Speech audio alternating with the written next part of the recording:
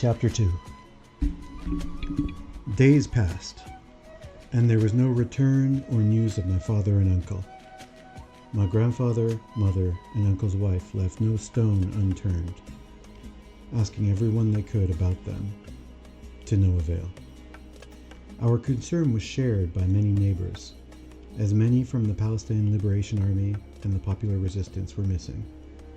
The entire neighborhood, like other areas in the West Bank and Gaza, was in a state of despair, frustration, and chaos, with people unsure of what to do. Every morning my grandfather would take his cane and go out searching for his sons, asking everyone he met about them, until exhaustion overtook him. My mother and uncle's wife, who hadn't left her house since the end of the war, would sit near the door anxiously waiting for any new information, their fears and anxieties over their husband's unknown fate consuming them entirely. Oh, now the music should come down? Cool, copy that, thank you. Let's see, with my output, one second, the way I've got set up on my end, it sounds quiet. Let's try 8%. There we go.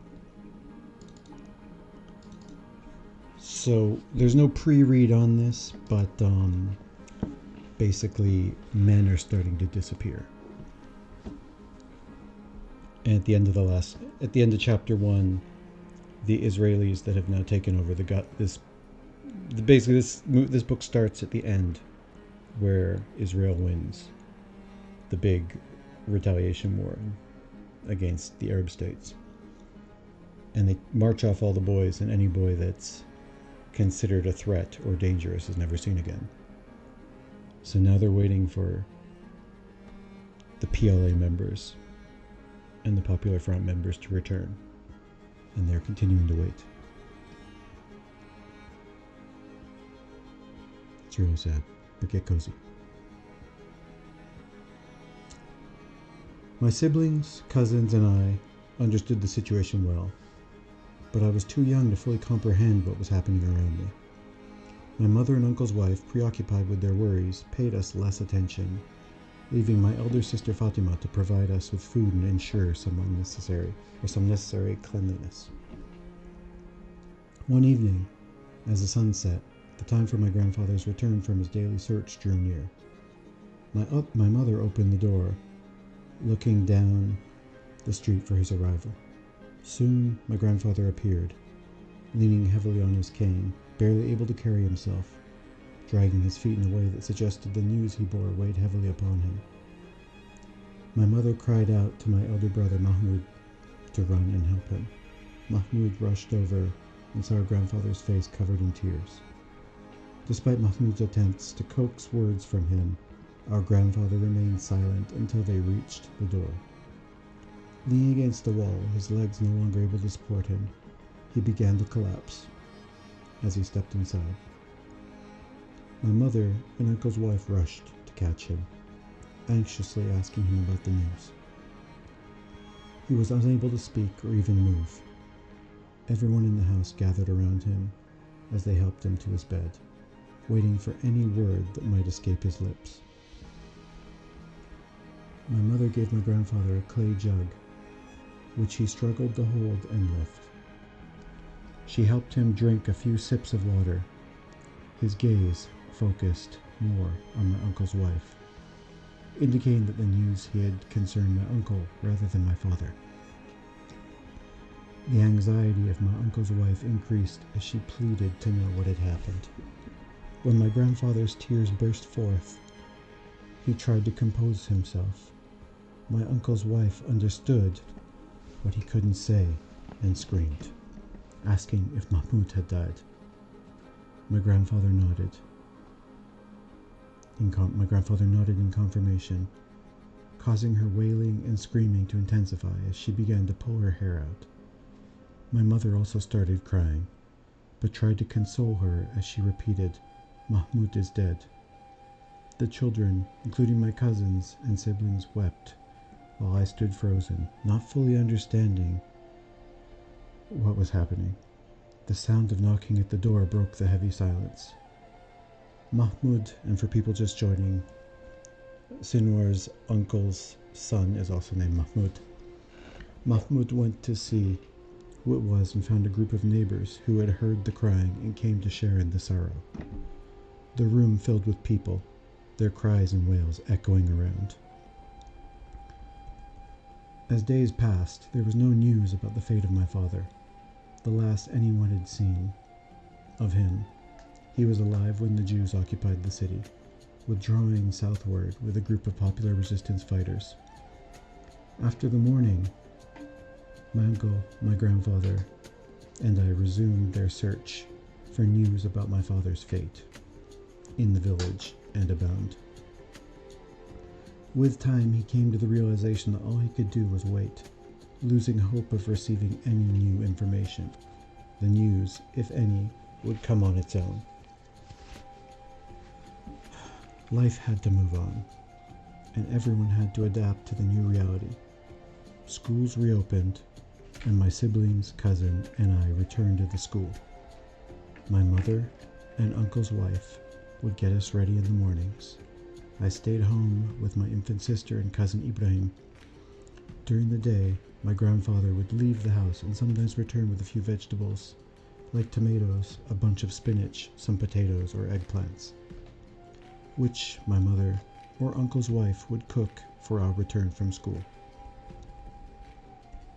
Every morning, my mother or uncle's wife would carry clay water jugs and an iron water heater to line them up in a queue similar to the items in front of the water tap installed by the relief agency in the neighborhood square. The water flowed for 2 or 3 hours a day, and those who reached their turn filled their containers. Those who didn't had to wait until the next day or borrow some water from neighbors. Often, one of the neighbors who missed waking up early to place her container at the front of the line would try to steal a spot ahead of others, leading to arguments and physical altercations, sometimes resulting in broken clay jugs near the tap. The ground was covered with a layer of broken clay from these altercations. When my brothers and neighbors' children returned from school, they would play a game called 7 Pieces, using pieces of the broken pottery from the tap area. They would prepare 7 circular pieces. Oh, sorry, my cat is breaking things. Yo. Okay, come here. Good. They would prepare 7 circular pieces of varying sizes, placing the largest at the bottom and the smallest at the top, using a cloth ball made from the old socks obtained from the relief agency's biannual clothing distribution. The children split into 2 teams. One player would try to knock over the pottery stack from a distance. If they succeeded, the team members would run, while a player from the opposing team, standing by the stack, tried to hit them with the ball. It was her indeed. If they missed, oh no, what are you doing? Come here. I just removed Bonza, the colorful cat, from like behind my tower, moving shit around. And the second I pulled her out, the concerned cat, Nibel, he's like, oh, something must be in there. So now he's trying to climb in there. I'm trying to read, guys. Come on. Let's see. While the opponents attempted to restack the pottery after it was knocked over. If they succeeded, they continued playing. If they failed, they fled to avoid being hit by the ball as it returned to the play area. That's a really intricate game. That's almost like the kabaddi match we watched last night. The girls, meanwhile, played a game called Hojala, using a smooth piece of tile or stone and drawing 3 consecutive squares on the ground, each about 1 meter in length and width, with a circle at the top of the 3rd square. Every morning, my mother or uncle's wife would take the clay water jars and an iron water heater to join the queue in front of the tap set up by the relief agency in the neighborhood square. The water flowed for What did it? Sorry, my cat reset my thing, my page. Sorry, here we go. Very sorry. Girls played a game called Hojala, where they tossed a smooth stone into a square and hopped into it on one foot, moving the stone through subsequent squares in a circle drawn on the ground. If they stepped on a line or fell, their turn ended. Sometimes boys played Arabs and Jews, dividing into two teams and pretending to shoot each other with wooden sticks. Disputes often arose over who shot first, but usually the stronger boys determined the team members and ensured the Arab team's victory. Cat content is the bonus mode. Right now my streaming space is an absolute mess, so I can't turn the cat camera on, but they're not still enough for that. Maybe later on when we're watching some interviews and discussing documentaries, I'll try and clean this shit up. It's really bad. It's not like dirty streamer bad, it's just shit everywhere. I don't want to turn on the cat cam. Once a month, my grandfather went to the relief center to collect supplies for our family and my uncle's family. He returned in the afternoon, followed by a cart pulled by a donkey, loaded with flour, cooking oil, and small bags of legumes. The neighborhood children would excitedly climb onto the cart until the driver shooed them away. Hold on 1 second. I had to take down my "All Cats Are Beautiful" Twitch emote to make room. However, I believe the BTTV is still there. And it might work. Sorry, chattering was being slow. Here we go.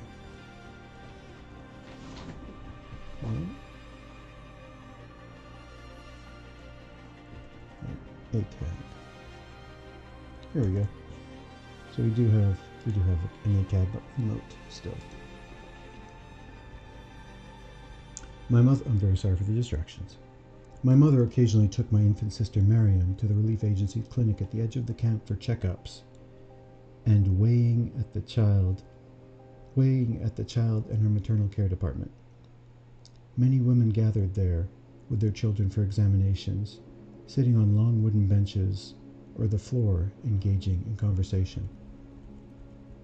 Every woman at the clinic would share her problems and complaints with others, finding solace in realizing that their troubles were not less significant than hers. I often accompanied my mother on these visits to the clinic. Outside, street vendors would sell sweets to earn a living, and I would tug at my mother's dress, pleading for her to buy me a piece of namura. And it actually doesn't say what that is. If anyone knows what namura is, please let me know in chat, or even look it up. And all cats are beautiful. Namura. I've had so many different Palestinian sweets, cuisine, and the like, especially at events. I've never been told what namura is. Despite our financial constraints due to my father's absence and my grandfather's inability to work, our financial situation was relatively stable compared to other neighbors. I sometimes saw my mother with some money, although I didn't know its exact source. Oh no, I think that's foreshadowing. I remembered seeing gold bracelets on her wrist before the war, but never saw them again afterwards. My uncle Saleh, who had a textile factory with a few machines he had brought from Egypt before the occupation, would visit us occasionally. He would give my mother some money and distribute coins to us and my cousins, enabling us to buy sweets from Abu Jaber's nearby store. His factory continued to operate after the occupation, producing fabric sold in the sector and later in the south of West Bank.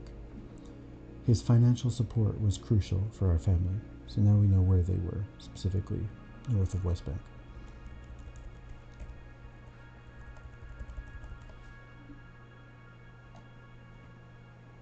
Okay.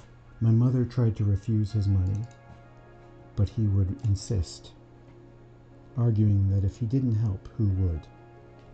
She eventually accepted it, tears streaming down her face as he gently chided her for crying every time. My uncle's wife and his children practically lived with us, sharing our meals and water. My grandfather asked my brother Mahmoud and cousin Hassan to demolish part of the wall separating our house from my uncle's, making it one large shared space, while maintaining some privacy. My uncle's wife's family, despite their difficult situation, pressed her to remarry, arguing that since her husband had passed away, there was no reason for her to remain single. She resisted, fearing for her children's future, but they tried to convince her that her father-in-law and our family would care for them. They argued that she was still young, with a future ahead, and she should not forgo the opportunity to remarry. As time and years passed, our days and months continued the course. During one of his visits, my uncle tried to give my mother some money, but she firmly refused to take it. Despite his efforts, he couldn't persuade her. Eventually convinced her by saying he didn't want to hire a new worker for cleaning and arranging tasks in his factory. Instead, he wanted to employ Mahmoud and Hassan, now young men, to work in the factory after school. He suggested the money was an advance on their monthly wages. My mother agreed on the condition that they start working the following day. Mahmoud and Hassan began shouldering the responsibility of supporting the family. They would return home from school at noon, leave their school bags, have lunch with the rest of us, and then head to the factory. My mother would give long lectures on how to conduct themselves, work diligently, and keep the place clean. She would see them off and welcome them back in the evening, like they were conquering heroes returning from an adventure. My uncle continued to give my mother the same amount of money as before, as if it were the wages for Mahmoud and Hassan's work at the factory, where they didn't do much. I often woke up at dawn to the sound of my grandfather making his usual supplications during his ablutions. Ablutions. A word I... Hold on 1 second. And I'm not saying this like I'm some mega smart guy. You guys know me. I'm definitely not. I've just never encountered that word. Ablutions. Stand by. If Google would load, that'd be great.